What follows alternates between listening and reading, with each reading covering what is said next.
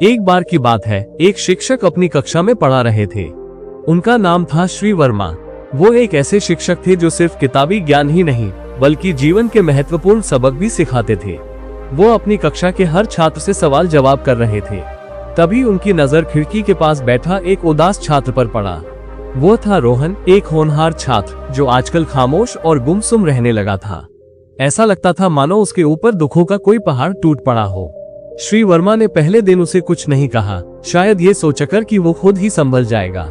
लेकिन जब 4-5 दिन तक यही सिलसिला चलता रहा तो उनकी चिंता बढ़ गई। रोहन न तो किसी से बात करता, न ही किसी सवाल का जवाब देता और न ही दूसरे बच्चों की तरह खेल कूद में हिस्सा लेता। एक दिन जब सारी कक्षा खाली हो गई तो श्री वर्मा रोहन के पास गए और उसके कंधे पर बहुत स्नेह से हाथ रखा और बोला, बेटा रोहन, क्या बात है? मैं कुछ दिनों से देख रहा हूँ तुम बहुत उदास और खोए खोए रहते हो। दूसरे बच्चों की तरह तुम कक्षा में आनंद भी नहीं लेते और किसी भी सवाल का जवाब नहीं देते। कोई परेशानी है तो मुझे बताओ, शायद मैं तुम्हारी कुछ मदद कर सकूं। रोहन की आंखें भर आईं। उसने हिचकिचाते हुए कहा, सर, मेरे अतीत में मेरे साथ कुछ बहुत बुरा हुआ था। उस घटना ने मुझे अंदर तक तोड़ दिया है। अब मेरा किसी भी चीज में मन नहीं लगता। मैं कितनी भी कोशिश करूं पर दूसरे बच्चों की तरह खुश नहीं रह पा रहा हूं। श्री वर्मा ने शांति से उसकी पूरी बात सुनी। उन्होंने उसे कोई भाषण नहीं दिया, बस चुपचाप उसकी पीड़ा को महसूस किया। अगले दिन श्री वर्मा अपने बैग में शिकंजी बनाने का सारा सामान लेकर आए। जब सारे बच्चे चले गए तो वह रोहन को अपने पास बुलाकर उस सामान के साथ बैठ गए। उन्होंने नींबू, पानी, शक्कर और नमक निकाला और रोहन के सामने ही एक गिलास शिकंजी बनाने लगे। रोहन को लगा कि शायद सर उसे खुश करने के लिए ये सब कर रहे हैं। शिकंजी तैयार करने के बाद श्री वर्मा ने गिलास रोहन की तरफ बढ़ाया और उसे पीने के लिए कहा। रोहन ने गिलास लिया और जैसे ही शिकंजी का एक घूंट पिया, उसका चेहरा अजीब सा बन गया। रोहन ने बोला, सर, इसमें तो नमक बहुत ज्यादा हो गया है। श्री वर्मा ने बोला, क्या ऐसा है क्या? लाओ, मैं इसे फेंक देता हूँ। मैं तुम्हारे लिए दूसरी बना दूंगा। रोहन ने बोला, नहीं नहीं सर, इसे फेंकने की जरूरत नहीं है।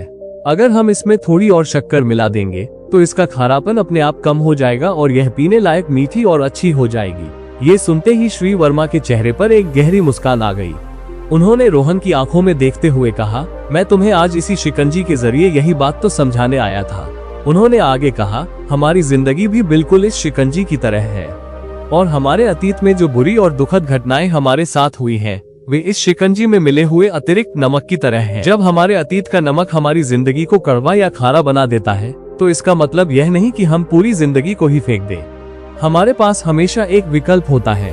हम उस कड़वाहट को खत्म तो नहीं कर सकते, लेकिन हम उसमें मिठास घोल सकते हैं। जिस तरह इस शिकंजी में नमक ज्यादा हो गया था, लेकिन उसमें थोड़ी और शक्कर मिलाने से वो मीठी हो सकती है, ठीक उसी तरह हमें भी अपने बीते हुए कल की कड़वी यादों को भूलकर अपने आज में खुशी और अच्छाई के मीठे पल जोड़ने चाहिए।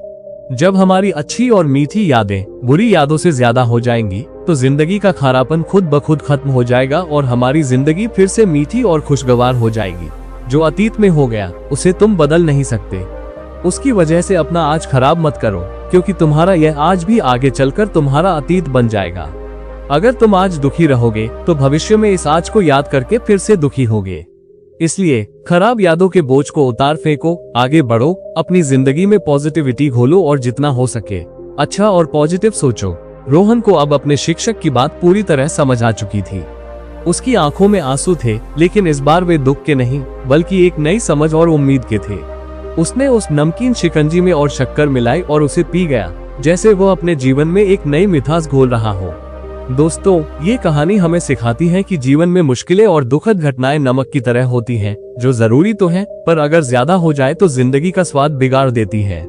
लेकिन इसका हल जिंदगी को खत्म करना नहीं, बल्कि उसमें खुशियों की मिठास को और बढ़ाना है। दोस्तों, अगर आपको ये कहानी पसंद आई हो तो कृपया इसे लाइक करें और अपने दोस्तों के साथ शेयर करें। अगर आप ऐसी ही और प्रेरक कहानियों को सुनना चाहते हैं तो हमारे चैनल द स्टोरी नेस्ट को सब्सक्राइब करें और बेल आइकॉन दबाना न भूलें, ताकि हमारी नई कहानी आप तक सबसे पहले पहुंच सके।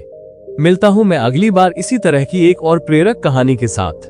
तब तक सब्र करो, शुक्र करो और जिंदगी में आगे बढ़ो। धन्यवाद।